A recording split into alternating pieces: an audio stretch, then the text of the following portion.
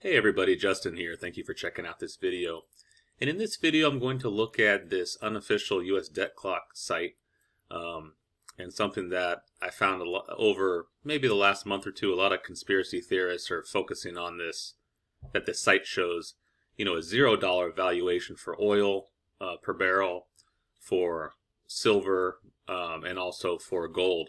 And they seem kind of baffled by it, like it's so strange, but I'll explain how it's not strange. I mean, it is kind of strange in a way, but it's not really strange if you understand what's going on. And then also that the site is not that impressive to me anyway. So let me explain a couple things. So in Litecoin Lisa's video with Johnny Litecoin, they repeatedly seem baffled that it's so strange that this unofficial US debt clock site has $0 for dollars per barrel, valuation of oil, and same thing for silver and gold. So first of all, a couple things. This is not a government site. It's an unofficial site, so you can take everything with a grain of salt. But they have sources for things. But if you go to one of these sources, they don't have these counters for things. So while they might pull the numbers, the site is using some other type of algorithm to do these counters with the increment, right? So it's not like a real-time numbers coming from the government. They have their own equations and stuff. I've contacted this site several times. They don't return any of my emails, so, make of that what you will. So some of these numbers here might be accurate because the underlying data might be coming from a good source, but, who knows with a lot of these increment stuff. But anyways, to these zeros, the first thing I notice is that they have an asterisk by them. So, okay, so what does that mean? So I'll just put my mouse over one of these, and it becomes really clear. You can see up at the top of the screen it says, this is their valuation for the year-over-year increase in the US M2 money supply divided by the yearly world production of silver in ounces. And they have a red note there that says the US M2 money supply is declining year-over-year, at least currently. So that kind of solves it right there, right? Because if the money supply one year is like 100, say last year, and now it's 80, that's a decline. So if they're just multiplying these two numbers together, it's going to give a valuation of silver, for example, that's negative dollars, right? So what they're clearly doing is they're just capping this at 0. Their valuation comes out negative, which doesn't make sense, so they cap it at 0 because they have nothing else to go with. So it's not really strange.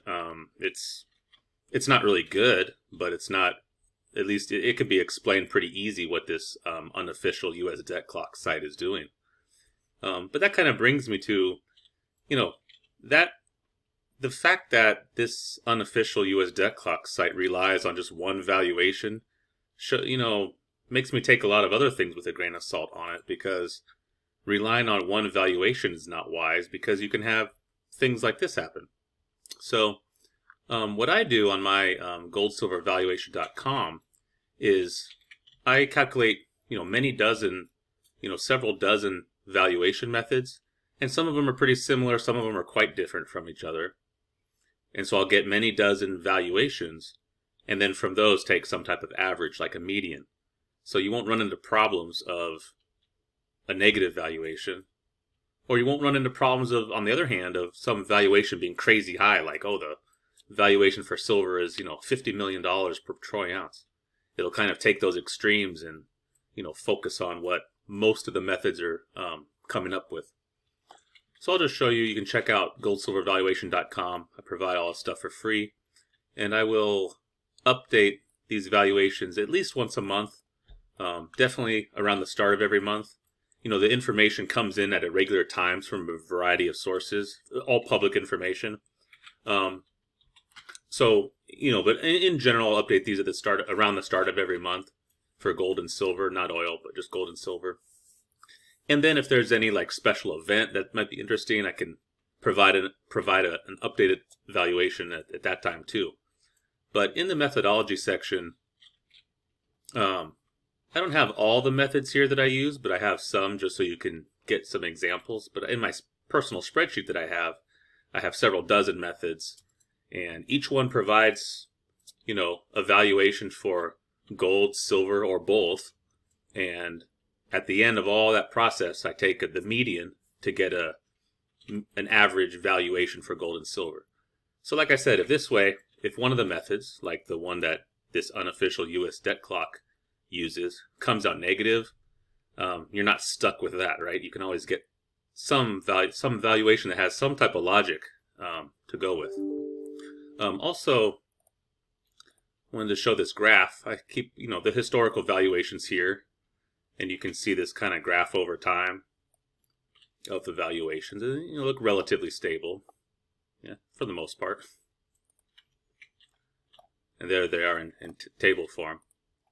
Anyways, I just wanted to discuss that, to discuss the valuation, to discuss this unofficial US debt clock that you can kind of, take with a grain of salt in many cases, despite some of the data, coming from official sources. It's more like what they do after that that is questionable, and they don't answer me specifically what they do, so you can't really evaluate it that well.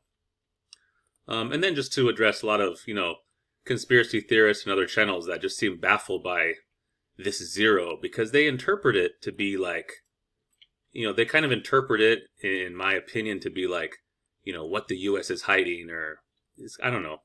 I don't know what the weird things that they're thinking, but it's, first of all, number one, it's explainable from this unofficial U.S. debt clock site. And, number two, relying on one valuation doesn't make much sense. So I just wanted to share that, and thank you for watching, and I'll see you next video. Bye-bye.